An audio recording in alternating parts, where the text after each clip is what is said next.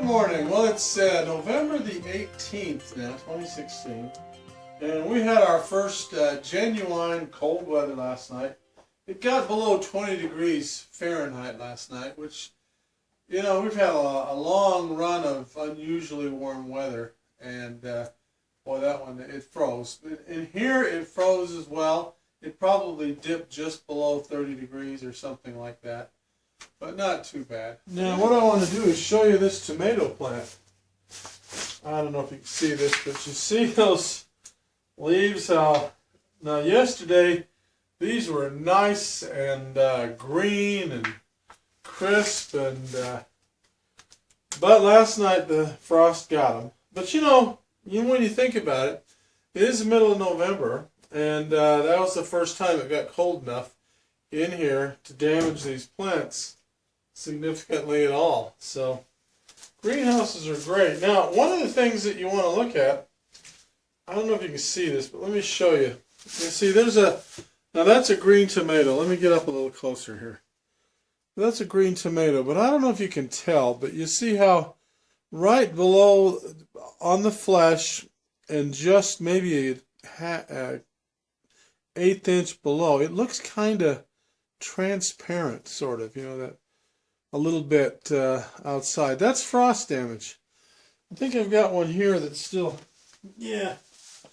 See, here's a normal one. This one didn't get frost damage because it was right on the ground and there's leaves covering it. But you see that looks opaque right there at the cover. But you look at this, and it looks like, well, it's a little bit transparent there. That's frost damage. Now this one here, I could probably take it inside and let it ripen up, and it'll probably do just fine. This one won't. This will rot. But what you can do with something like that is you can chop it up and you can save the seeds. So even if you get frost damage on tomatoes, if you're a seed saver, seeds are still viable. As a matter of fact, I have done this before. If you just chuck it on the ground somewhere and just let it sit there and let it rot, what's going to happen is, if you don't bother it, let it freeze and let it go into the ground, next year you'll have a whole bunch of little tomatoes come up right there. It just does it naturally that way. Some of you might be interested in this. Do you know what this is?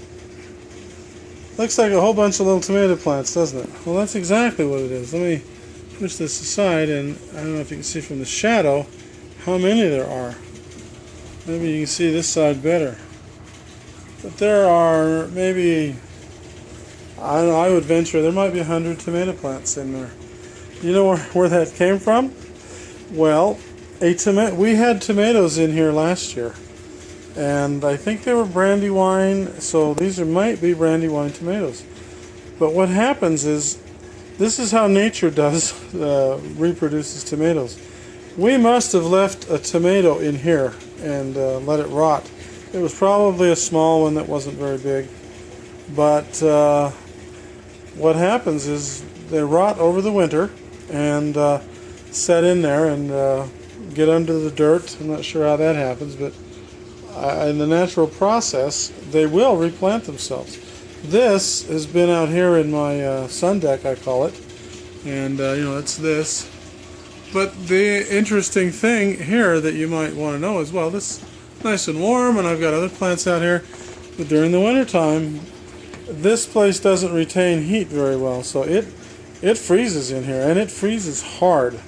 So this is a tomato that was sitting in this dirt that froze hard and just overwintered, and when the springtime came and the temperature started getting right and the ground started getting a little moist, because I started planting some other things in here, they just came up.